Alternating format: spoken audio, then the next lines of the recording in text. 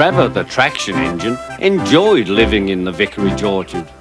Edward came to see him every day, but sometimes Trevor didn't have enough work to do. I do like to keep busy all the time. He sighed one day. And I do like company, especially children's company. Cheer up, Smiled Edward. Sir Topham Hatt has work for you at his new harbor. I'm to take you to meet Thomas today. Oh, Exclaimed Trevor happily. a harbor, the seaside. Children, that will be lovely.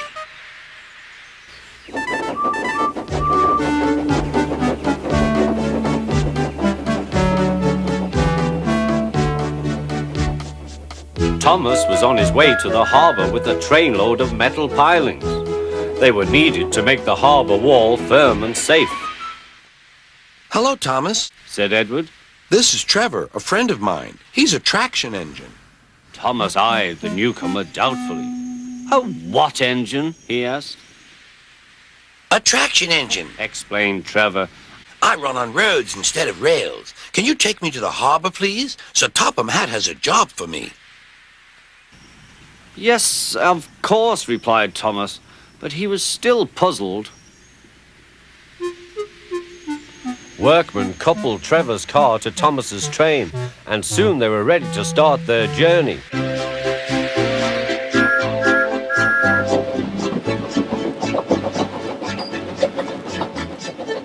I'm glad Sir Topham Hatt needs me. Called Trevor. I don't have enough to do sometimes, you know. Although I can work anywhere. In orchards, on farms, in scrapyards, even at harbors. But you don't run on rails, puffed Thomas. I'm a traction engine. I don't need rails to be useful. Replied Trevor. You wait and see. When they reached the harbor, they found everything in confusion. Cars had been derailed, blocking the line, and stone slabs lay everywhere.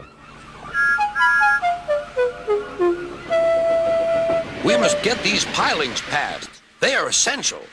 Trevor, we need you to drag them round this mess. Just the sort of job I like. Replied Trevor. Now you'll see, Thomas. I'll soon show you what traction engines can do. Trevor was as good as his word. He dragged the pilings clear with chains and towed them into position. Who needs rails? He muttered cheerfully to himself.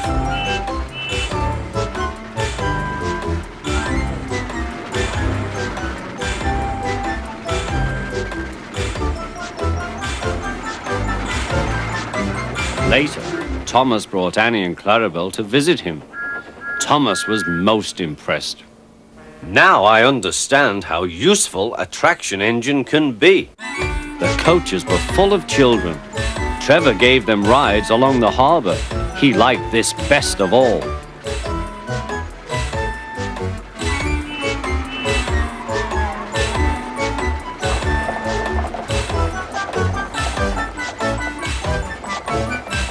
He's very kind, said Annie. He reminds me of Thomas, added Clarabel. Everyone was sorry when it was time for Trevor to go. Thomas pulled him to the junction. A small tear came into Trevor's eye. Thomas pretended not to see. He whistled gaily to make Trevor happy. I'll come and see you if I can, he promised. The vicar will look after you, and there's plenty of work for you now at the orchard. But we may need you again at the harbor someday. That would be wonderful, said Trevor. That evening, Trevor stood remembering his new friend Thomas, the harbor, and most of all, the children. Then he went happily to sleep in the shed at the bottom of the orchard.